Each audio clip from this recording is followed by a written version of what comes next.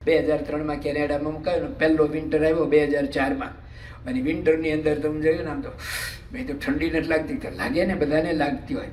પણ આવા જે બધા કાકા હોય ને, જે બધા શું કહે બા દાદા કે સાસુ સસરા બધા જે આવ્યા હોય પેલા, એ લોકો તો બિચારા ભારતથી આવ્યા ને ત્યાં તો -25 સુધી જાય ટોરન્ટોમાં.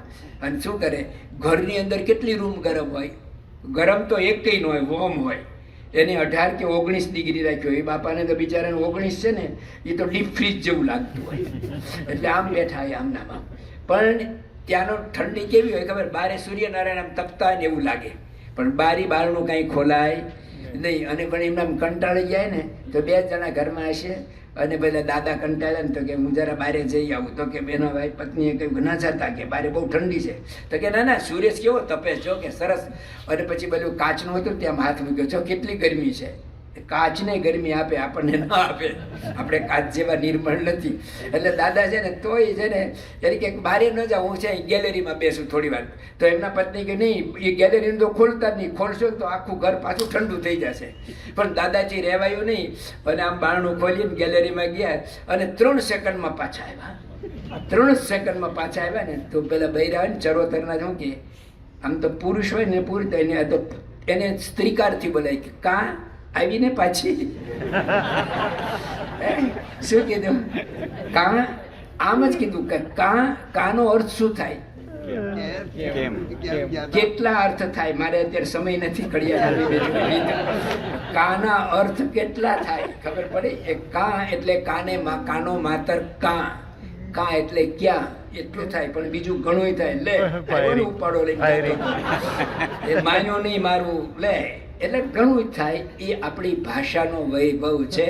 એટલે તમે તમારી સેવા શું ભાઈ, એક તો ખોટો બગાડ ન કરવો, ઘરમાં વધારાનું બોલવું નહીં, એનર્જી વાપરવાની નહીં. ડૉક્ટર સ્વામી કે no waste of money matter money. પછી આ એનર્જી કાંઈ ખોટું બોલ નહીં કરવાનું. કોઈ પણ પ્રકારની કોમેન્ટ ઘરમાં આપવાની જ નહીં, સુખી રહેવું હોય તો. તમારા ઘરમાં તમારે સુખી રહેવું હોય, દરરોજ તાજા ગરમ દાળ ભાત ખાવા હોય તો કોમેન્ટ આપવાની જ નહીં, કશું બોલવાનું જ નહીં. પ્રમુખ સ્વામી મહંત સ્વામી મહારાજને 10 વાર પૂછે કે સ્વામી શું બનાવું? કાંઈ નહીં, જે બનાવવું હોય બનાવો. અને જે બનાવે કે તમને શું ભાવે, કે ઠાકોરજીના થાળમાં એ આવે એ ભાવે. કેટલું સરસ જીવન સૂત્ર છે. તો વડીલોને વાત છે કે ઘરમાં કાંઈ ખોટું કશું જ ઓલું કરવાનું નહીં, તો આપણે સુખી રહીએ. આ બાળકોની વાત ચાલતી, એમાંથી તમને કીધું તો તમારે ઘરની અંદર સેવા, ઘરમાં જેને નાના બાળકો હોય એની સાથે ગુજરાતી બોલજો. એક સત્સંગની વાર્તા કહેજો, બેડ ટાઈમ સ્ટોરી.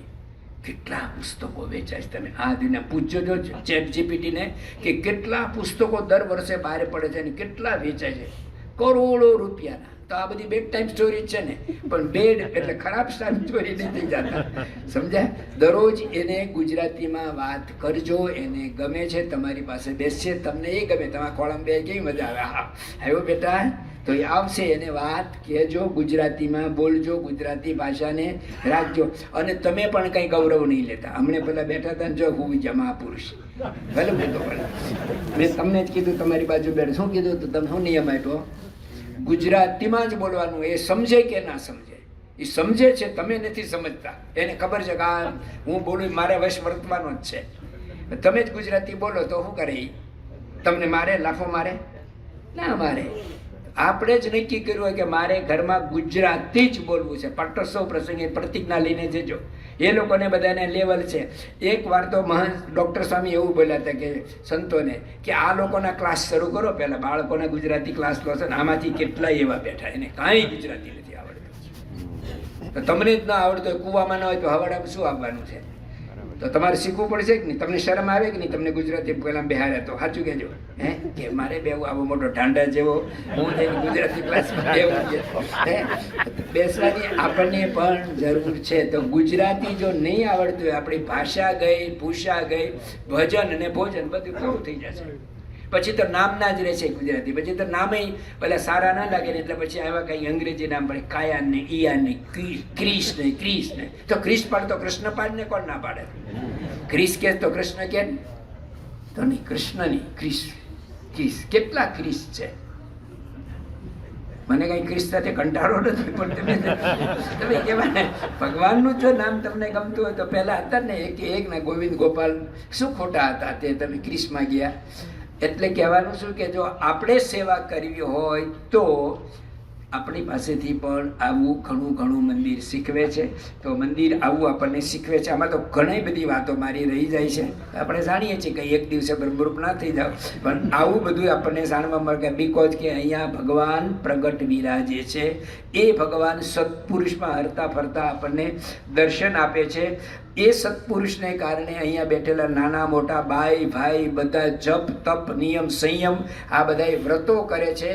એને કારણે બીજા બધા મંદિરોની અંદર કોક આવો હોલ હોય ને તો કદાચ $1 બિલિયન ડોલરનો પણ હોય, એની અંદર 100 બધું ઘણું હોય, પણ આવી તીર્થભૂમિ ના હોય. ત્યાં આવા જપ તપ ન થતા, આવા સદાવ્રત ન થતા, એકબીજા પ્રત્યે આવી ભાવના ન હોય. પહેલાના સમયની અંદર એવું કહેતા કે આનું IQ બહુ હાઈ છે, આઇન્સ્ટાઈન વગેરે વગેરેનું IQ કંઈ ખરાબ નથી થઈ ગયું.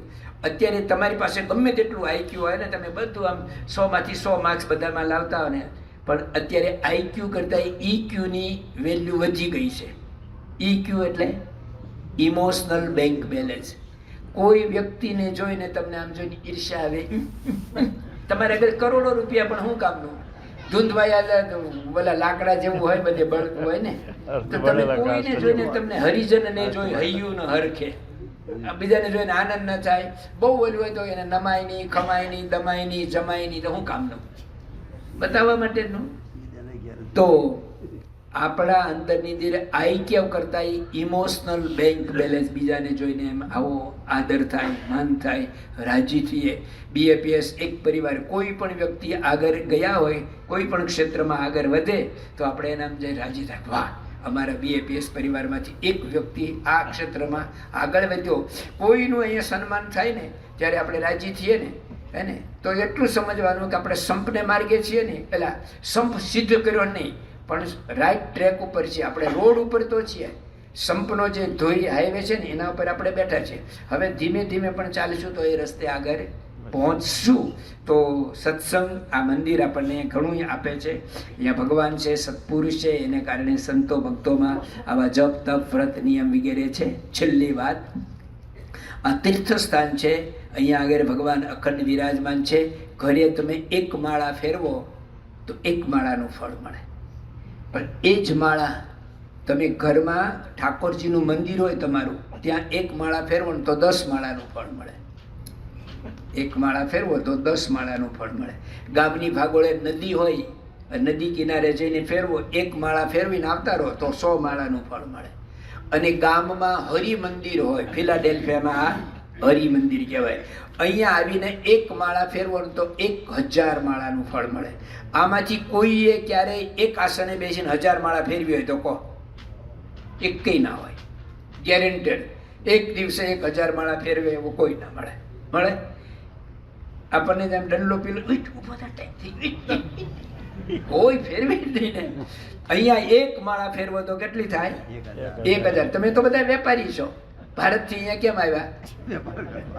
$1 કેટલા મળે એ ખબર છે ને? $1 રૂપિયો જ મળે. $1 કેટલા રૂપિયા મળે? એક પાઉન્ડના કેટલા રૂપિયા મળે એ બધી ખબર છે ને તમને? બધાને ખબર છે. તો અહીંયા આવીને એક માળાને બદલે તમે 10 માળા ફેરવીને જાવ તો કેટલી થઈ? 10,000. 20 માળા ફેરવો તો 20,000. અને જે તમે બેઠા ને, મારા હ્યુસ્ટનની અંદર અમારા પૂજારી છે ને, તો કોઈને આવી રીતે બેન તો એને પણ એના મનમાં આમ થાય કે સ્વામી આને હું કરી બધાને ફરજિયાત નિયમ. એ સાધુ બેઠા હોય ને, કોઈક માળા ભૂલી ગયો ને તો એ તરફ ઊભો થઈ બીજે લઈ આવે માળા. તો તમને પણ વિનંતી કરું છું, તમને હું વિનંતી કરું છું કે તમે જ્યારે પણ મંદિરમાં, એટલે જ્યાં પણ જાઓ, તમે ઘરે જાઓ તો જેમ આપણે કપડાં પહેરીએ છીએ, કપડાં પહેર્યા પછી કપડાની અંદર તમારા ખિસ્સામાં સૌથી પહેલું શું મૂકો છો? 2 વસ્તુ, એક ફોન, બીજું વોલેટ. બરાબર ને? 2 વસ્તુ વગર બારે જવાય? એવી રીતે એના કરતા અગત્યની ત્રીજી વસ્તુ માળા એ જ મૂડી. ત્રીજી વસ્તુ સાથે ને સાથે રાખવાની. હું તો એટલે રાખું છું કે ગળાનું કેન્સર ના થાય. બરાબર ને? જો ખિસ્સામાં રાખવું લાગે કે આખું ખિસ્સું ભરાઈ જાય, ગળામાં રાખો, ગળું સારું લાગે ને. આ માળા શોભે છે કે નહીં? ટાઈ પહેરી એવું લાગે છે કે નહીં? તો માળા અવશ્ય લાવવાની. તમે પૂજા કેટલા કલાક કરો છો? ભાગ્ય અડધો પોણો કલાક કરતા હશે. અહીંયા 1.5 કલાક બેઠા લો. 1.5 કલાકમાં બેઠા બેઠા 2 કામ, એક તો સંભળાયું પણ અને બીજી માળા ફરે કે નહીં. એક રવિવારે આટલી, બીજા 1 મહિનાના 4 રવિવાર, આખા વર્ષના 50 રવિવાર, 50 રવિવારની તમે કેલ્ક્યુલેશન કરો.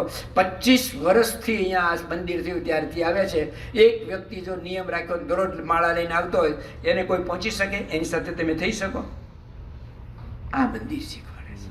સમય આપે છે, સમયનો ઉપયોગ કેવી રીતે કરવો, વસ્તુ આપે, વસ્તુનો ઉપયોગ કેવી રીતે કરવો છે, બધું જ આપણને આપે છે. તો જે કંઈ મને યાદ આવ્યું એવું અક્રમ બોલ્યો છું, પણ એમાંથી તમને યોગ્ય લાગે એવું અંદરથી ગ્રહણ કરજો. અને પાટોત્સવમાં ભગવાનને આપણે પ્રણામ કરીએ કે આપ અમને એવી બુદ્ધિ, યાદશક્તિ, જાણપણું આપજો કે આમાંથી જે વાત કરીએ ખરેખર સત્યનારાયણના શીરા આઈસ્ક્રીમની જેમ અમને અંદર ઉતરી ગઈ છે. પણ અમારી મુશ્કેલી છે કે આ રમકડું અમે હાથમાં લઈએ ને ત્યારે બધું ભૂલી જઈએ છીએ.